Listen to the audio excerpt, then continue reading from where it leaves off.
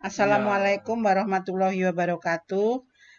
Kita melanjutkan kuliah kita minggu yang lalu tentang diagnosa hubungan serangga, mikrobiologi, kemudian tanaman dalam perannya sebagai vektor. Untuk topik kita kali ini, kita akan membahas tentang dua hal. Yang pertama adalah tanaman sebagai mediator hubungan serangga dengan mikroorganisme. Yang kedua, serangga sebagai mediator interaksi hubungan tanaman dengan mikroorganisme.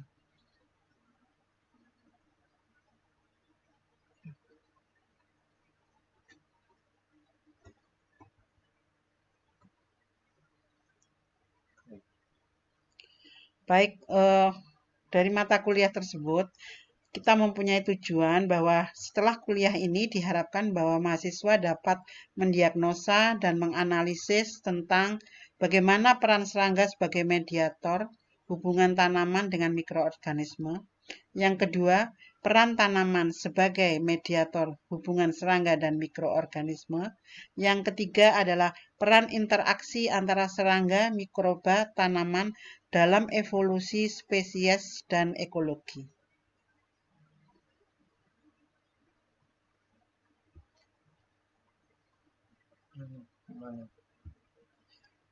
Nah, sekarang kita mencapai pada tahap di mana kita akan membahas tentang serangga sebagai mediator terjadinya interaksi hubungan tanaman dengan mikroorganisme. Beberapa ahli penyakit tanaman telah menyatakan bahwa dalam hubungan tanaman mikroorganisme dan serangga ini, serangga berperan sebagai vektor dan sebagai predisposisi mikroorganisme patogen. Yang kedua, kalau ahli entomologi, dia hanya akan mengemukakan efek mikroba tanaman dan serangga terkait pada eksploitasi sumber daya tanaman oleh serangga penyerbuk. Yang ketiga,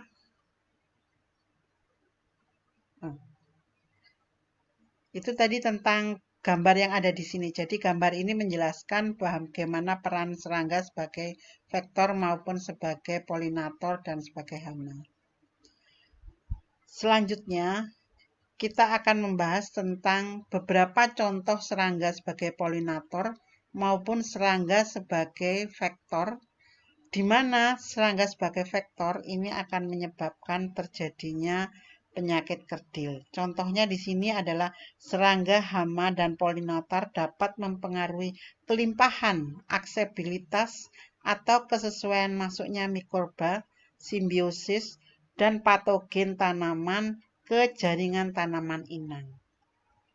Yang kedua, bahwa serangga mempengaruhi interaksi tanaman mikroba sebagai vektor patogen tanaman, di mana serangga menjadi vektor penyakit yang menyebabkan terjadinya penyakit tanaman baru dan peningkatan penyebaran tanaman penyakit yang sudah ada di daerah tersebut. Seperti yang terlihat pada gambar,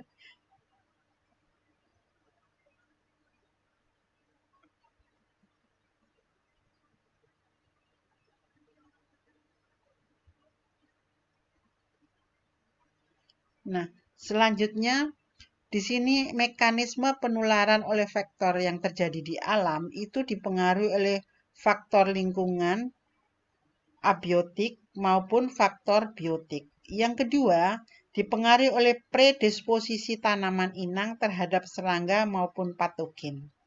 Yang ketiga, mekanisme transmisi virus dan vektor ke tanaman.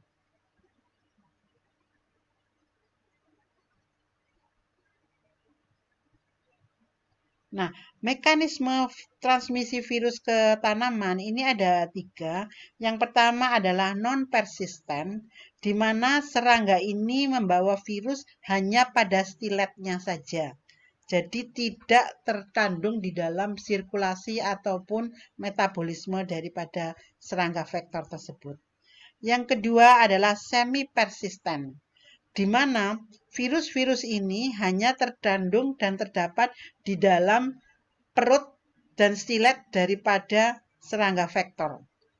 Yang ketiga adalah persisten, ada 2, yaitu persisten sirkulatif dan persisten propagatif. Kalau persisten sirkulatif artinya vektor virus tersebut terkandung di dalam sirkulasi maupun metabolisme daripada vektor pada periode laten. Artinya dia tidak dalam periode virulen atau ganas.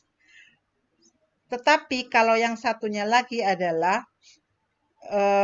virus bersifat persisten propagatif. Artinya virus di sini selain dia mengikuti sirkulasi atau metabolisme daripada vektor, maka dia juga akan berkembang atau bereplikasi di dalam tubuh daripada serangga vektor tersebut.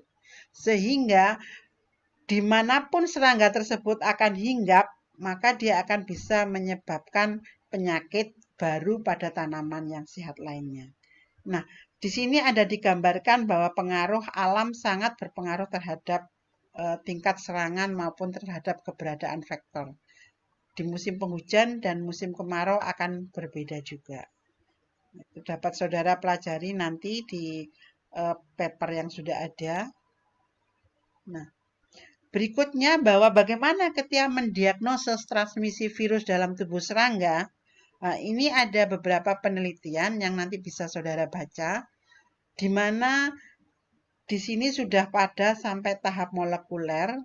Jadi pada bagian-bagian tubuh serangga itu dikasih pewarna virusnya, sehingga ketika virus itu mengikuti sirkulasi daripada metabolisme serangga vektor, akan terlihat warna-warna yang berbeda. Manakah virus yang virulen dan manakah virus yang dalam periode laten.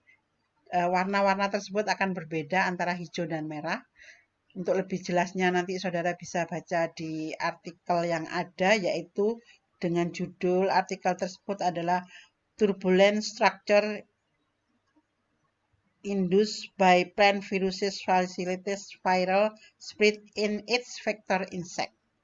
Nah, nanti saudara bisa cari dan browsing di internet tentang hal tersebut.